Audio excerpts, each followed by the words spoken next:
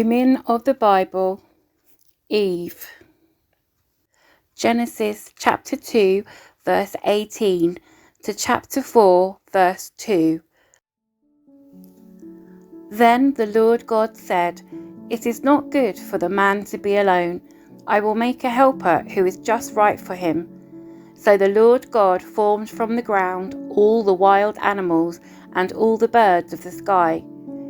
He brought them to the man to see what he would call them, and the man chose a name for each one.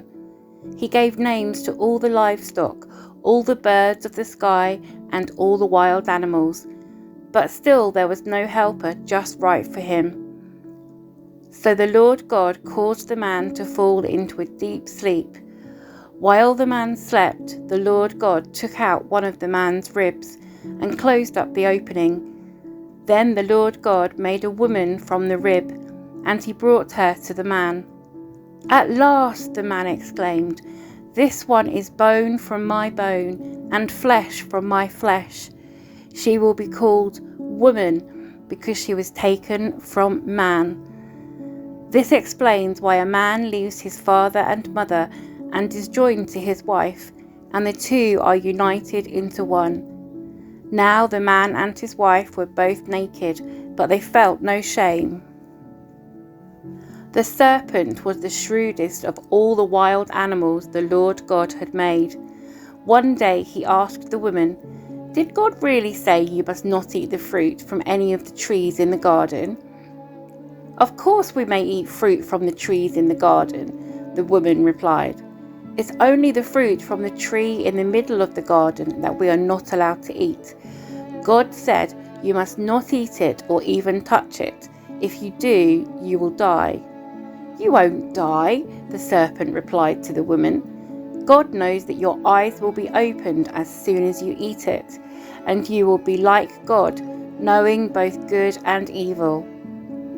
The woman was convinced.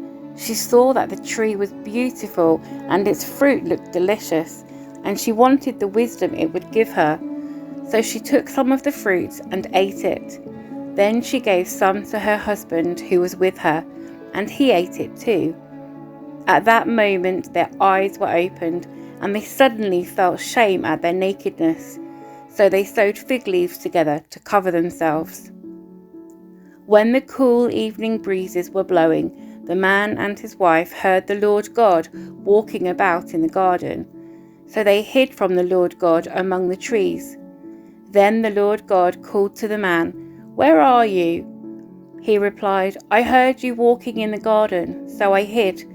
I was afraid because I was naked." "Who told you that you were naked?" the Lord God asked.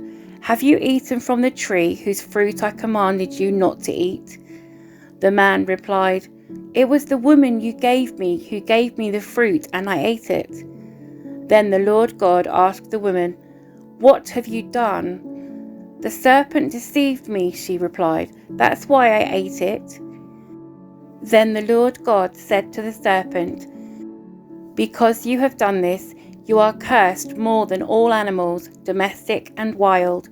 You will crawl on your belly, groveling in the dust as long as you live. And I will cause hostility between you and the woman, and between your offspring and her offspring. He will strike your head, and you will strike his heel." Then he said to the woman, "I will sharpen the pain of your pregnancy, and in pain you will give birth. And you will desire to control your husband, but he will rule over you." And to the man he said, "Since you listened to your wife and ate from the tree whose fruit I commanded you not to eat, the ground is cursed because of you. All your life you will struggle to scratch a living from it. It will grow thorns and thistles for you, though you will eat of its grains. By the sweat of your brow will you have food to eat until you return to the ground from which you were made. For you were made from dust, and to dust you will return." Then the man, Adam, named his wife Eve, because she would be the mother of all who live. And the Lord God made clothing from animal skins for Adam and his wife.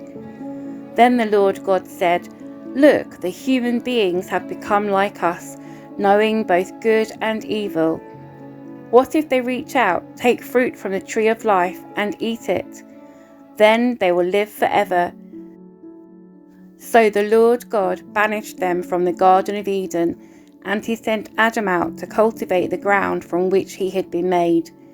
After sending them out, the Lord God stationed mighty cherubim to the east of the Garden of Eden, and he placed a flaming sword that flashed back and forth to guard the way to the tree of life.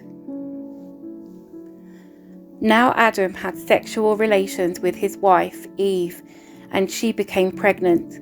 When she gave birth to Cain, she said, "With the Lord's help, I have produced a man." Later, she gave birth to his brother and named him Abel.